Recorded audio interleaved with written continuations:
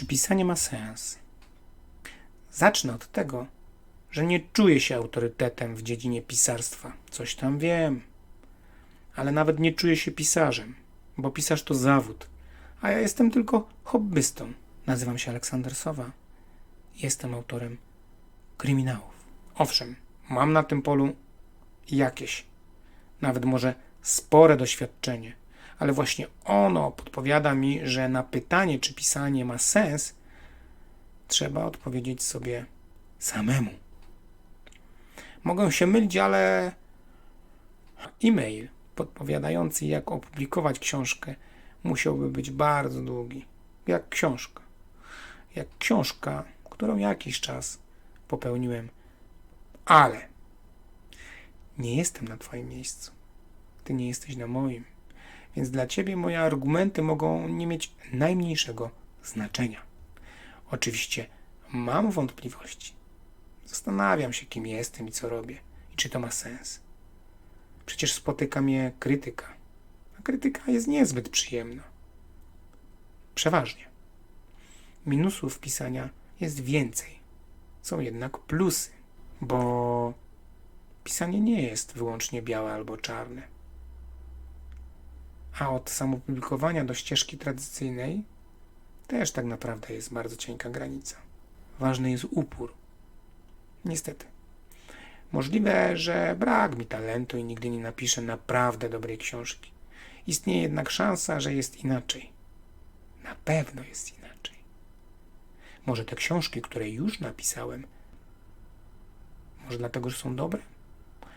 Może teraz zabrakło trochę szczęścia lub innego czynnika? Może. Każdego dopadają wątpliwości. Dlatego lubię myśleć, że swojej najlepszej książki jeszcze nie napisałem. To pozwala mi dalej pracować, pisać, skreślać, poprawiać. Oczywiście mógłbym się poddać, ale takim sposobem nie da się stworzyć swojej najlepszej książki. Ambicjonalnie nie jestem spełniony, bo moje książki mogłyby być lepsze. Finansowo także nie jest wspaniale. Zawsze mógłbym sprzedać więcej. Ale lubię pisanie. To przede wszystkim moje hobby, więc będę pisał dalej. Tym bardziej, że na razie nie wybieram się na tamten świat. Więc robię to, co sprawia mi satysfakcję. Ale wszyscy mamy własne powody. To, że chcesz pisać wyłącznie dla pieniędzy, jest mało prawdopodobne. Nie ukrywam jednak, że miło jest dostać przelew z tytułem honorarium autorskie. Tym bardziej, że książka zwykle jest inwestycją. Lokujemy swoją pracę, czas i nierzadko pieniądze. Nawiasem mówiąc, trudno zarabiać na tym, co się napisało. Łatwiej zarabia się na tym, co już zostało opublikowane i się sprzedaje. Ale to inny temat. Stoisz na rozdrożu, z pewnością nie po raz ostatni. Tylko ty możesz wybrać swoją drogę. Nie wiem, jakie masz cele, czego pragniesz, oczekujesz. Pisz. Pisz, jeśli sprawia ci to satysfakcję. Jeśli chcesz na tym zarobić, przyjmij do wiadomości, że nie będzie łatwo.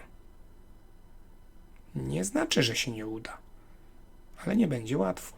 To możliwe, ale jest trudne i wymaga wysiłku. Wiem, że jesteś w innej sytuacji niż ja. Jest jednak coś, co nas łączy. Jeśli chcesz pisać, sprawia ci to radość, uważasz, że tworzysz interesujące dzieła, to nie warto się poddawać.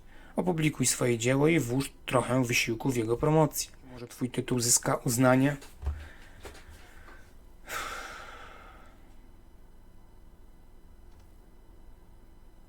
Jestem tylko autorem. Lubię pisać. Nauczyłem się publikować, zarabiać na tym. A jednak wciąż jeszcze nie napisałem swojej najlepszej książki. Wierzę, że ją jeszcze napiszę, bo pisanie ma sens. Ma sens dla mnie. Przemyśl to. Zapraszam do subskrybowania mojego kanału. Zostawcie komentarz, łapkę w górę, łapkę w dół, jeśli Wam się ten podcast nie podobał.